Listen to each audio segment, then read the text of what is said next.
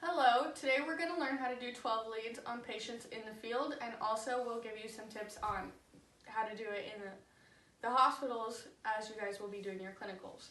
Now first, before we come on scene, we'll have our gloves, our glasses, and all BSI. We want to make sure that our scene is safe, and in this case it is. Now we have our patient here, a 17-year-old male, who the paramedics would like to analyze his heart rhythms, so we get out the 12 leads. We typically use this in conjunction with either in the hospital or with the paramedics.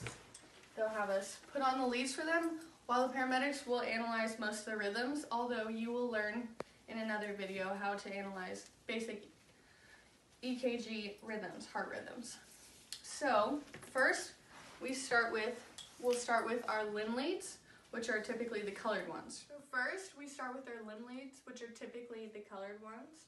Now, currently I am on the patient's left side, so I will be using the black and red limb leads. And the way that we remember how it goes would be, there's always smoke over fire. Also, each lead has letters on it, LA for left arm, LL for left leg. So typically there'll be a little sticky thing that goes along with it. Unfortunately, we were out. I personally like to attach them both before I put them on, so that way I'm not pressing on the patient's skin. So right now, I'll just tape these on so that you guys can see how the patient looks once all of it is on. So we typically can put these as far as we would like down the leg or as far up. In the hospitals, typically they'll put it wherever they can reach. They don't really have a preference. And let's say you have an amputee, you can put it as far as their stump is, or you could put it on their hips or on their shoulders. Like if you're in an ambulance, sometimes they'll prefer to put it on their shoulders because you have less movement, especially if you have a patient who just doesn't want to sit still. Because to get an accurate reading, you do need your patient to sit still. Now, for the right side, we have white and green, which the way you can remember this is clouds over grass. And the way you can remember which colors go on which is, I learned that you would do white is the right. So these also have the letters on them so that you don't have to remember all of that if you don't want to, but as a preface, you do need to know these for the hospital. Now, in the hospital I worked at, we only had 3 leads. We only had white, red, and black. So we did a condensed version of this, but today we're going to do all 12. So once we have the limb leads, the extremities on, we'll go ahead and focus on the center, on the core. So for the core, on this machine, all the leads are white, and they're labeled with V and the number. So we'll start with V1 and V2. V1 and V2 will go on the fourth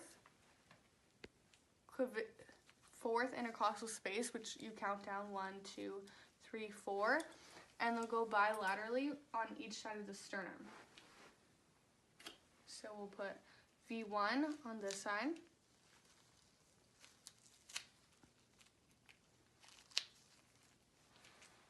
and then we'll put V2 to mirror it.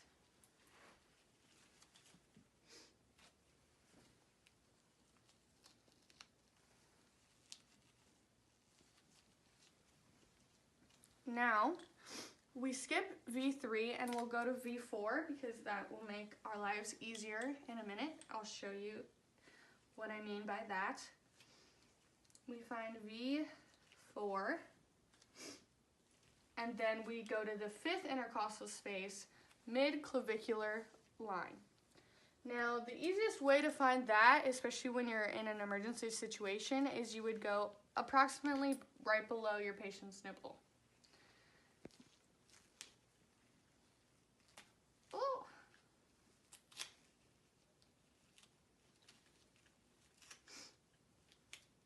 Now we're going to jump back to V3, and we're going to put V3 on the rib, and we're going to put it in between V2 and V4.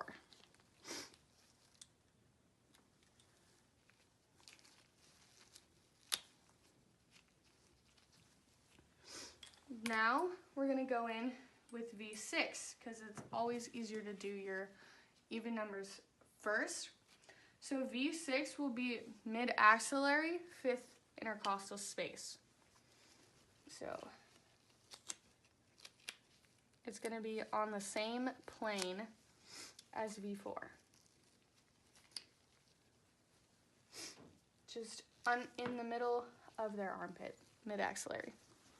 And then lastly, we will put on V5, which goes in the 5th intercostal space as well, in between V4 and V6, which is why we do the odd numbers, or the even numbers first, excuse me, because the odd numbers can just go in between them, excluding V1, because that one we put on to match V2.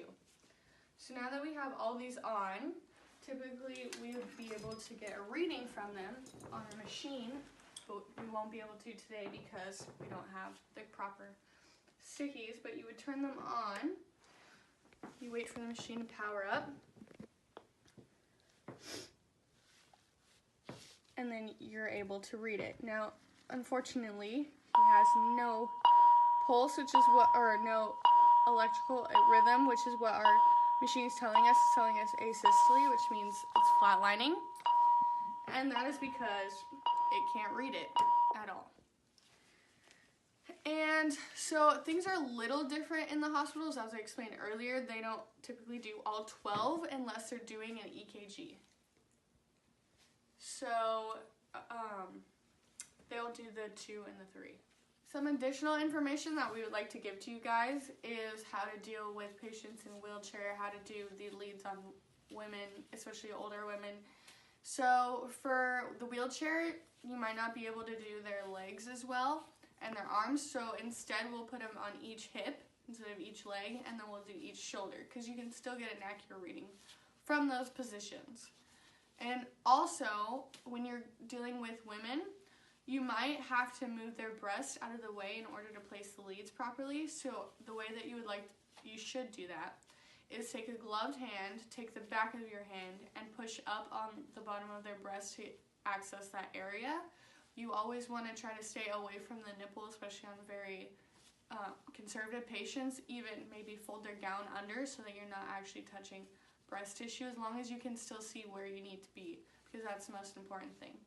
So those are some tips on how to do EKGs in 12 leads. Now we're going to explain how to read an EKG. 4 to 5 simple rhythms that you as an EMT should be able to recognize. Now this is normal sinus rhythm, or how a heartbeat should normally go. And that each consists of different levels of a PQRST wave. Now the P is the contraction of the atria, the QRS complex is the contraction of the ventricle, and the T is the repolarization, getting ready for the next heartbeat.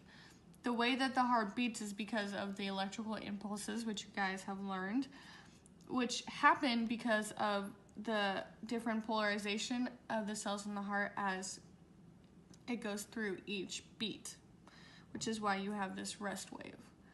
Now, if you had normal sinus rhythm, but when you felt for a pulse, you didn't get any pulse, that means that you have pulseless electrical activity, which is PEA, a rhythm that you guys must know.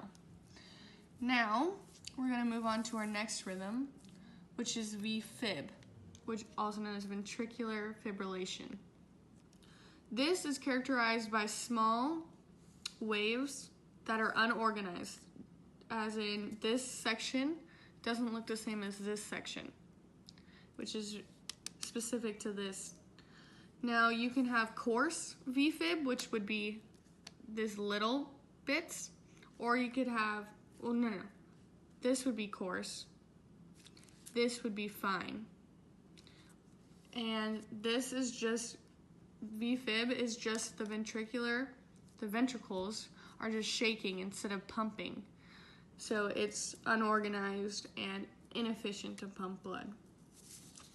Now, another rhythm that you guys must know is asystole, which is essentially what you guys know as death.